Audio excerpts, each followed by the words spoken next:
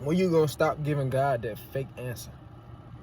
Here's the problem. He been asking you what's been wrong with you this whole time, but you keep trying to tell him, "Oh, I'm fine." Oh, I'm giving it. You keep giving him these little whatever answers. You know what I'm saying? He ain't asking you about that. He said what's wrong. Exactly where I'm at right now. I'm in the car. You see what I'm saying? There's a house behind me. I'm in the car. You see what I'm saying? Sometimes God need to get you in an isolated place so he can really get to you.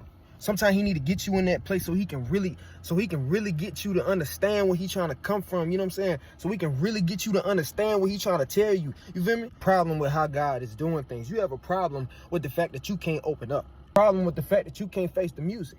You can't come to, you can't bring yourself to the truth. You feel what I'm saying? Because you keep trying to do it on your own. You can't bring yourself to that point to where you finally say, I've had enough. Really want to get mad at God because you can't figure out why you've had enough. You can't figure out why you had enough and how you got to that point of how you had enough. But you just can't say it because you don't understand that you didn't had enough. That really need to convict you. If you have a personal relationship with God, then you and him have a certain place that the two of you go to whenever y'all need to talk to each other, or whenever he needs to speak to you, or whenever you need to speak to him, whatever. That place for me is the car.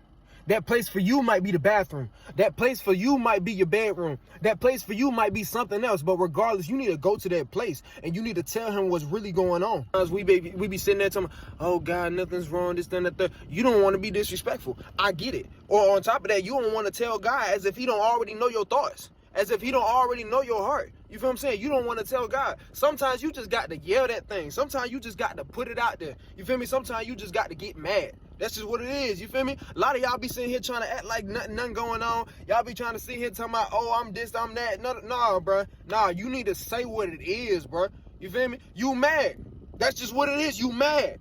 And you need to tell yourself that, and then you need to tell God that. Because the quicker you tell yourself that is the quicker you realize. And then the quicker you tell God that is the quicker he can move. You feel me? You sitting up in there lying to yourself, continuously lying to yourself, and you ain't even got to lie to yourself. All you got to do is just tell God what the truth is. Lost siblings. Some people done lost opportunities. Some people done been through things that they shouldn't have had to go through. Some people done been through sexual harassment. Some people done been through poverty. Some people done been through things that they just can't understand why they had to go through it. So the whole time they sitting there saying, why me? Instead of saying, God, this is how I feel.